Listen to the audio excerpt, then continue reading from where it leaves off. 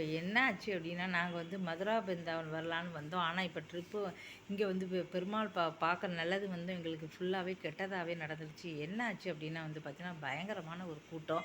பிருந்தாவன்லேயும் சரி, நிதிவன்லேயும் சரி, அப்புறம் வந்து பார்த்தீங்கன்னா, மதுரால கோயில பார்த்துட்டு, அதுக்கப்புறம் வந்து பார்த்தீங்கன்னா, உங்களுக்கு வந்து பிருந்தாவன்லேயும் அப்படியே நசுக்கி தள்ளிட்டாங்க. சரி நிதிவனன் போலான்னு சொல்லி போனோம். ஆனா, அங்க போகும்போது என்ன ஆச்சு அப்படின்னா, போட்டு திடீர்னு வந்து நசுக்கி தள்ளினாங்க. என் ஹேண்ட்பேக்குள்ள கைய விட்டு யாரோ அந்த பேக்குக்குள்ள என் பொண்ணோட மொபைல் ரூ. 50,000 கொடுத்து வாங்கின மொபைல் 1 மாதம் கூட ஆகுது. இன்னும் இன்ஸ்டால்மெண்ட் கூட நான் வந்து கட்டலை, கட்டி முடிக்கல. அந்த மொபைல் என்னோட மொபைல். இப்போ எல்லா மொபைலும் வச்சுருந்தேன்.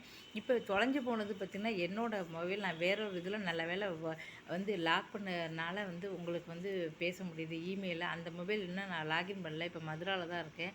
இப்போ அந்த மொபைலையும் என் பொண்ணு மொபைல் 2 மொபைலும் ஃபுல்லா வச்சுருந்தேன். ஒரு பர்ஸில் ரூ. 1000 அத அப்படியே பேக்கோட எடுத்துட்டாங்க. அதுக்கப்புறம் திடீர்னு வந்து பார்த்தீங்கன்னா, தள்ளினாங்களே அப்படின்னோனே எனக்கு சந்தேகமா இருந்து பார்த்தா பேக்கு ஜிப்பு ஃபுல்லா திறந்தது. என்ன ஜிப்பு ஃபுல்லா இப்படி திறந்திருக்கே அப்படின்னு சொல்லிட்டு வந்து உடனே வந்து நான் பார்த்தேன்.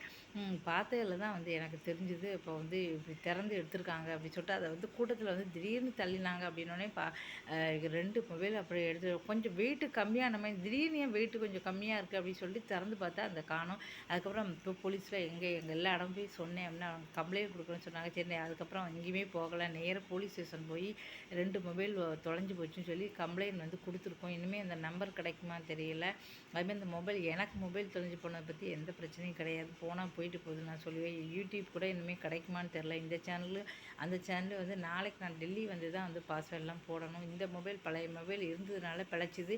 அத அப்ப தான் ஜஸ்ட் ஃபோட்டோ எடுத்தேன். வீட்டுக்காரர் திட்டினாரு கூட்டத்தில. டக்குன்னு அத உள்ள போட்டேன். அதனால இந்த மொபைலு ஃப்ரெண்டு மொபைலு வந்து இல்லைன்னா இதுவும் சேர்ந்து போயிருக்கும். இப்ப என்ன ஆச்சு அப்படின்னா, இல்லைன்னா எனக்கு வந்து இமெயில் வந்து கிடைச்சிருக்காது. இனிமே கிடைக்குமான்னு தெரியல. ஆனா என் பொண்ணுக்கு தான் பாவம் படிச்சுக்கிட்டு இருக்கா. அத்தனையும் வந்து அதில தான் இருக்கு. இப்ப என்ன செய்யணுன்னே தெரியல. அதனால வந்து மறுபடியும் அந்த நம்பர் வந்து கிடைக்கிறதுக்கு ஏற்பாடு பண்ணிட்டுருக்கோம். அதான் இப்போ காப்பிய குடுத்தா தான் நம்பர் கிடைக்குமான்னு தெரியல. கிடைச்சா தான் வந்து அவளுக்கு நல்லது. வேற மொபைல் கூட வாங்கிக்கலாம். இமெயிலும் எடுத்துக்கலாம். வேற நம்பர் வந்து கிடைக்கணுமே அப்படின்னு சொல்லிட்டு தான் ரொம்ப கவலையா இருக்கு. கடவுளுக்கு கும்பிட வந்து கடைசியா இப்படி கெட்டதாகி போச்சே சொல்லி மனசு ரொம்ப வருத்தமா இருக்கு. அதுக்கப்புறம் எங்கேயும் போய் பார்க்க வேண்டாம்னு சொல்லிட்டு, இவ்வளோ நேரம் போலீஸ் ஸ்டேஷன்ல போய் உட்காந்து போலீஸ் கம்ப்ளைண்ட் கொடுத்துருந்தோம். அப்ப பார்த்தீங்கன்னா, பயங்கரமான கூட்டம் கூட்டமா குரங்கு வந்தது. இருக்கிற தூக்கத்தில என்ன ஆச்சு அப்படின்னா, திடீர்னு ஒரு பெரிய குரங்கு பாஞ்சு வந்து அப்படியே என் பொண்ணோட கண்ணாடிய சடக்குன்னு ஒரு பிடுங்கு பிடுங்கி அ எடுத்துட்டு போயிடுச்சு. அதுக்கப்புறம் ஜூஸ் வாங்கி குடுங்க அப்படின்னு சொல்லி சொன்னாங்க. அப்புறம் சரி சொல்லிட்டு 2 ஃப்ரூட்டி வாங்கினாங்க. இந்த கூட்டத்தில குடுத்தோனே அது என்னாச்சு மேலே தூக்கிட்டு போச்சு. மேலே கொண்டு போய் அத லென்ஸ் எல்லாத்தையும் 2 லென்ஸையும் எடுத்துட்டு கடைசியா அந்த கண்ணாடிய உடைச்சே போட்டுருச்சு. அப்புறம் அவ வேற அழுன்னு அழுதுகிட்டு பெரிய துக்கமாவே போச்சு. மனசே சரியில்ல. ரூமுக்கு போலாம் வாங்க அப்படின்னு சொல்லிட்டு ரூமுக்கே நாங்க வந்துட்டோம். இப்ப நாளைக்கு எங்கேயும் சுத்தி பார்க்கறதுக்கு கோவர்த்தனம் அது இதுன்னு நெறைய பிளான் வந்து போட்டிருந்தோம். இப்ப எங்கேயுமே போறதா இல்ல. அப்படியே ஊருக்கு போவோம் அப்படி சொல்லி மனசே சரியில்ல. சாப்பிட கூட இல்ல. காலையிலே வந்து நாங்க காலையிலேருந்து நாங்க சாப்பிடல. சாப்பாடு வேண்டாம், ஒண்ணும் வேண்டாம் அப்படி சொல்லிட்டு சாப்பிட கூட இல்ல. நேரா ரூமுக்கே திரும்பி வந்துருவோம்னு சொல்லி ரூமுக்கு வந்துட்டோம். கடைசியா சந்தோஷமா கடவுள் பார்க்குற நேரத்தில ஏன் இப்படி எப்பவுமே நான் எல்லாத்துக்கும் மாரியம்மன தான் கும்பிடுவேன். ஆனா கடவுள் ஏன் இப்படி செஞ்சான்னே எனக்கு தெரியல. போலீஸ் ஸ்டேஷன்ல உட்காந்து அழுன்னு அழுதுகிட்டு இருந்தோம் நாங்க எல்லாரும். என் பொண்ணோட மொபைல் இப்படி போய் ஏன்னா அவளோட படிப்பு, வாழ்க்கை எல்லாமே அதில தான் இருக்கு.